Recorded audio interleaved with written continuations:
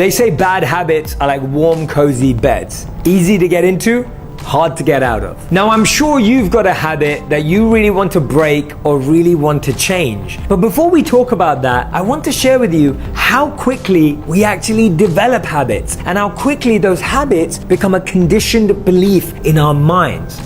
This won't take long.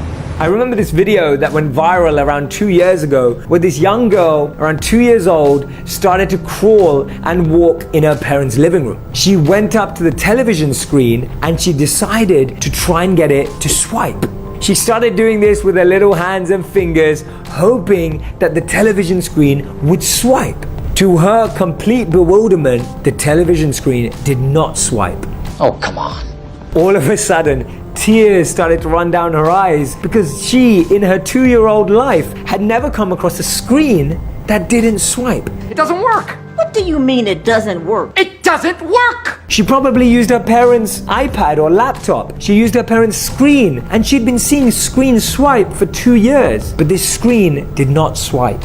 In 2 years, she had developed a belief that every screen in her life swipes. Imagine if in 2 years she was completely conditioned to believe that every screen swipes, how quickly we all become conditioned in 2 decades, 4 decades, 6 decades, or even more. They say that the biggest challenge today is not simply to learn, but to learn, unlearn, and relearn. Wait, what? So I want you to think about in your mind the one habit that you want to change. Now, if you truly want to change a habit, psychologists and researchers say it will take anywhere from 21 to 90 days. If you want to change anything in your life, you have to start with a small step, but make it a big priority. One of the biggest mistakes people make is they try to make big changes and make them a small priority. I had it backwards. So, here are some of my best tips on how you can change your habits starting today. One of the first things you want to do is see the trigger for your bad habit. If you feel that you eat too much junk food or you're not consuming the right things for your diet, the reason for those are usually boredom, staying in one place, and not having an active lifestyle. Try and identify the trigger and start becoming aware of why it is, where it is, and how that bad habit is actually coming about.